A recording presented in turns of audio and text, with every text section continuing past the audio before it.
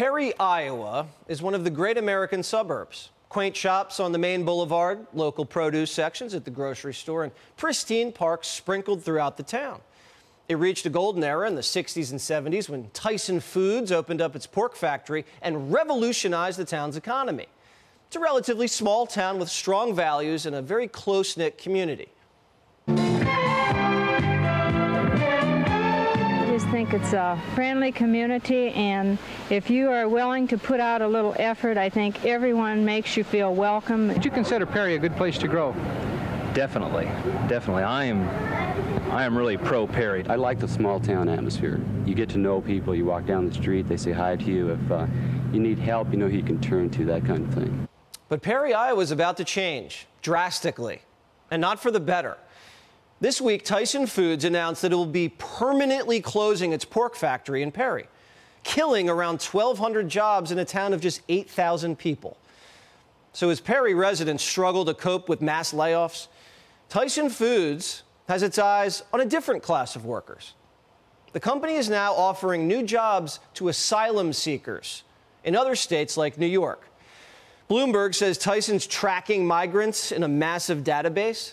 They scroll through the data like Facebook. You see a worker you like, tap, hire.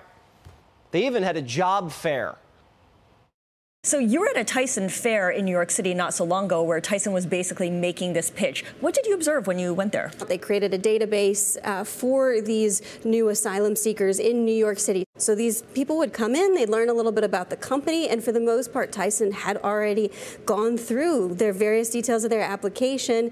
And so many of them, 17 the day I was there, and then another 70 a couple weeks later, went off to Tennessee to go start their new jobs as Tyson production workers. Oh, and the jobs come with perks, not just health insurance.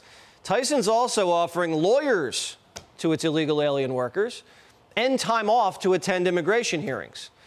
In 2034, of course, they're firing Americans and offering perks to illegals. This was the Democrat plan all along. Well, first of all, let's just say we are a nation of immigrants. 460,000 open jobs today. Wow. I have 5,000 farm jobs that I need filled so we can plant the crops. Vegetables would rot in the ground if they weren't being picked by many immigrants, many illegal immigrants. You see, even in Florida, some of the farmers and the growers saying, why are you shipping these immigrants up north? We need them to pick the crops. We reached out to Tyson for comment, and they said they have a very diverse set of employees, and they're proud of it. Ohio Senator and author of Hillbilly Elegy, J.D. Vance, joins us now. I didn't think it was legal, Senator, to axe American workers and hire en masse illegal aliens. Well, it shouldn't be, Jesse, and we're certainly going to look into whether we can change that, assuming Tyson is operating legally, which we don't even know if they are. We don't know the details of this. All we know, Jesse, is that they are firing American workers and hiring illegal aliens to replace them. This is the entire point of illegal immigration, and Republicans, we've got to hammer this point home.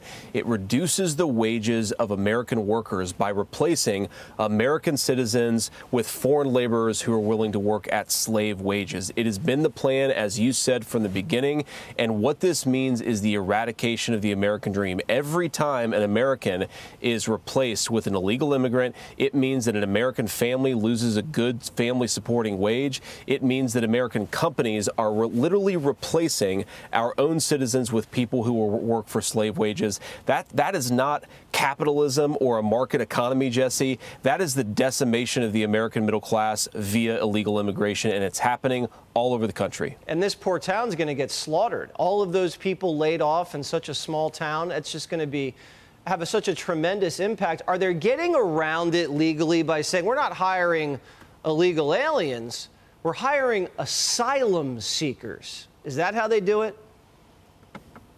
Well, that's one of the ways that they do it, Jesse, and we know that the Biden administration has made it easier to basically pretend that economic migrants are asylum seekers. It's one of the reasons why we have to change our asylum laws in this nation. But, Jesse, think about how much of a contrast this presents between the Trump economy and the Biden economy. If you go back to the Trump economy, you had American jobs going to American workers. You had wages rising.